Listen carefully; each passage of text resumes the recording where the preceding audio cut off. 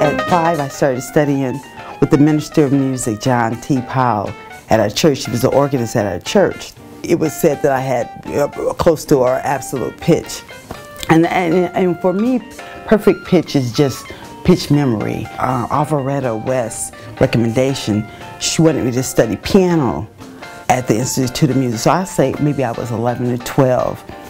I started to study piano there with Olga Radoslavljevic. I hope I'm saying her name right. She's a Yugoslavian teacher, and she was very strict. When I came out to LA, a lot of people were listening to artists that I didn't know. It's like Steely Dan. That was one of the big things for people coming up through high school, and they were listening to Tower of Power, listening to Chick Corea, Herbie Hancock. But in my classes, Patrice Rusher was in my theory classes.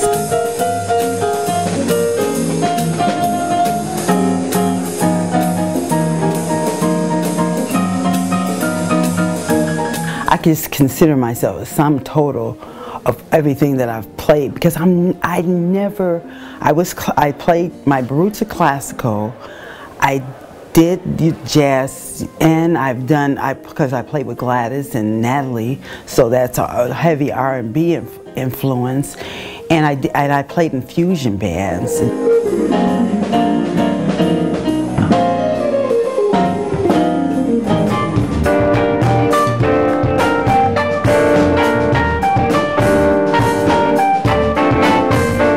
You really have to live the music. You have to become one. Even at this point, I'm trying to sing the melody, learn the melody of a song, even learn the words, because the words can attach a mood to how you play a song.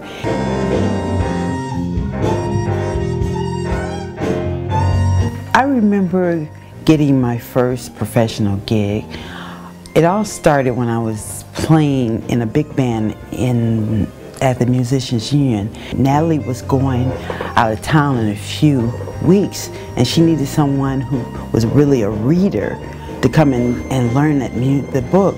What they didn't know was I was a good reader, but that has a lot of classical overtones. So it was a ballad with a lot of class. So when I played that song, and they were like, Natalie was like, okay, she's hired, she's fine. Little did they know that I had never played anything like Catching Hell. At this point in my life, I've developed a confidence of whoever I am, whatever my experience is.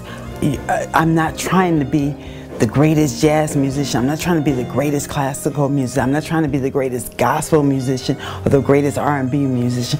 I am the sum total of all the experiences that I have. The first night that I played with Gladys, because it was ironic that I never rehearsed with Gladys before I played with her. The musical director, Benjamin Wright, just called me and said, Vanessa, I've heard about you. You come highly recommended. I have Gladys's book, come get it. If you're interested in the gig, I will see you in New York. I'm like, okay.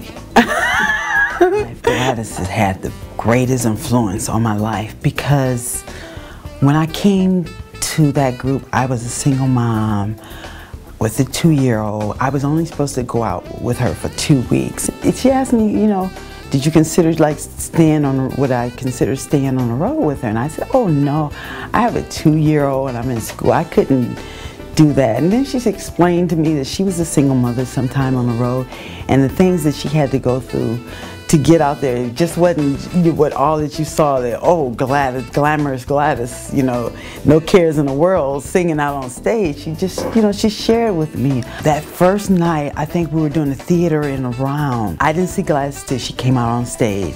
When the first note hit and she came out on stage, it was just like I was in dreamland. I can't explain it to you. I was just so happy.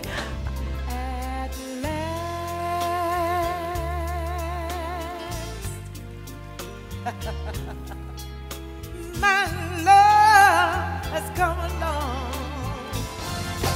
Ooh, there have been times when times were hard,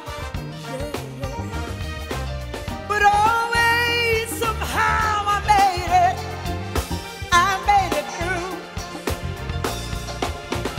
I played with some well-known jazz people, Hubert Laws, Philip Church, Marlena Shaw. I played with Alita Adams.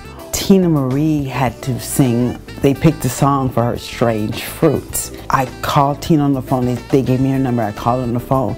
She sat at the piano and told me and played the song. We got to rehearsal. It's as if we had been rehearsing for weeks. And I've played with Dionne, with Gladys, doing shows on her own material. Some of the side jobs that I did that had a great impact on my life were Aretha Franklin, Marilyn McCoo and Billy Davis, Hubert Laws. And somebody is going to hear me because it's not coming from me. I really don't feel it's coming from the Creator.